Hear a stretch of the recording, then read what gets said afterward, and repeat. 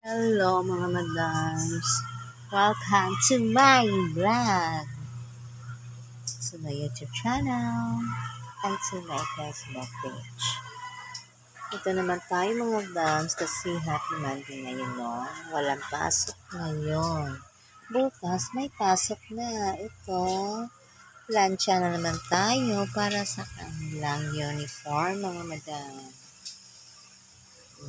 Dito po tayo magsimula mga madam. Kasi nandiyan yung anak ko. Ayaw magpakita. Mahiya sila. Hindi sila sa akin. Mahiya sila sa vlog ko. Doon sila sa TikTok lang daw. Wala palang saksak tanga. Tanga, catch. Diba? Hindi siya mainit kasi hindi siya nakasaksak. Ito, simula naman tayo para bukas, handa-handa tayo. Para bukas, hindi na tayo magka-plancha, luto na lang, mga madam. Ito ang buhay natin na araw-araw na lang, walang pagbabago. Diba?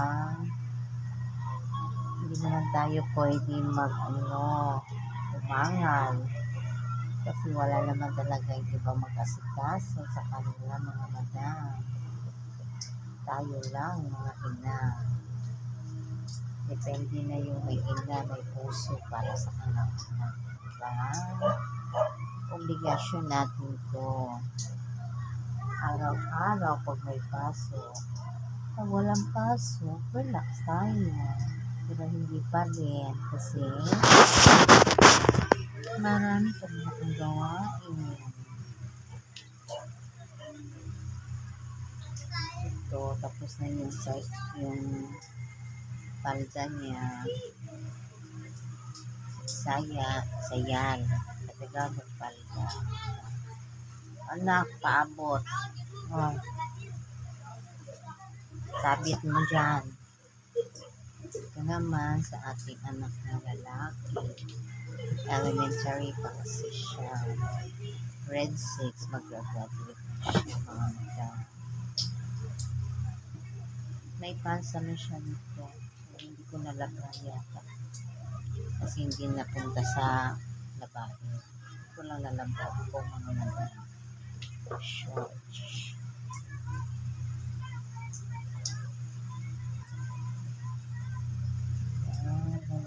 Pagkatapos ito, pahinga na. Kasi tapos na ako nabuga sa aking mga gamit para bukas sa pagtitinda mga madam. Yung talagang routine ko mga madam. Tapos madaling araw, gising ka pa. Yan natin magagawa mga madam. Kasi yan na talaga ang ating papel. Buhay natin. Diba?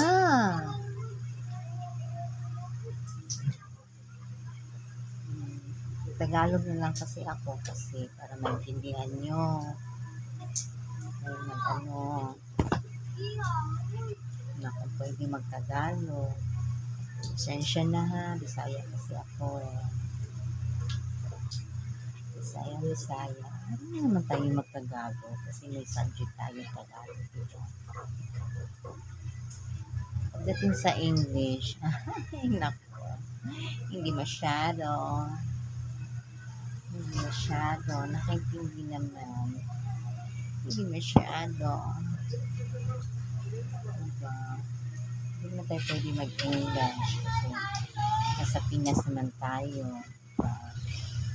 Dapat maging proud ka Pilipino. Alam naman natin mag-English pa konti-konti mga madam, diba?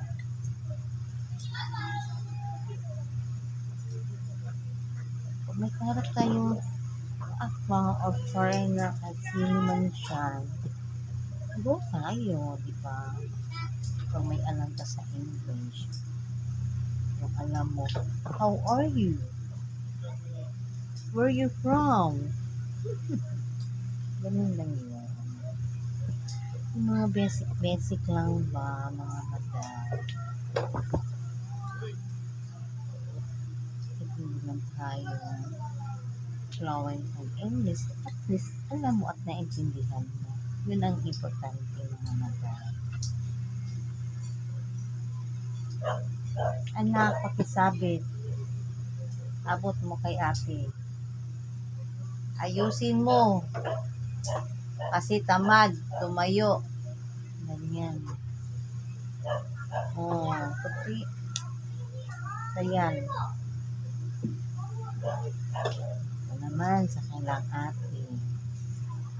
Grade 11. Ay next year na magka-college na. Mag-ipon-ipon ng pera.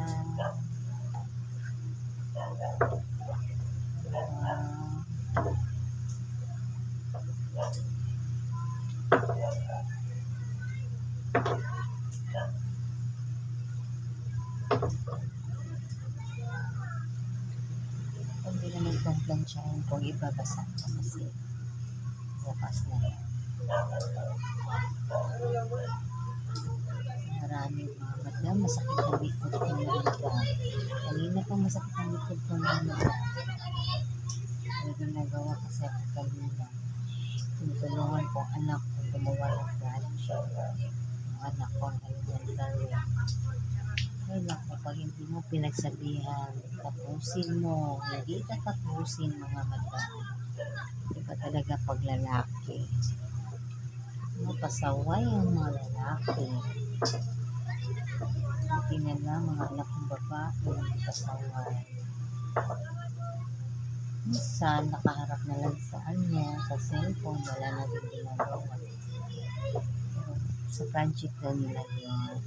Research daw sila. Lagi na sila nagaan mo.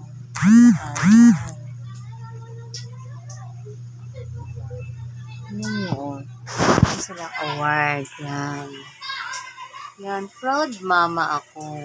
Diba, mga madam? Mayroon pa yun sa bag. Nakalagay. Hindi ko pa na-display yung mga medal na grade 1 lang. Grade 1 lang yung kinder lang. Diba, nag-medal sa Katino? Kinder. O, daycare. Daycare, ribbon. Kinder. Middle hanggang grade 6, middle yung ate niya at siya. Yung panganay at pangalawa ko mga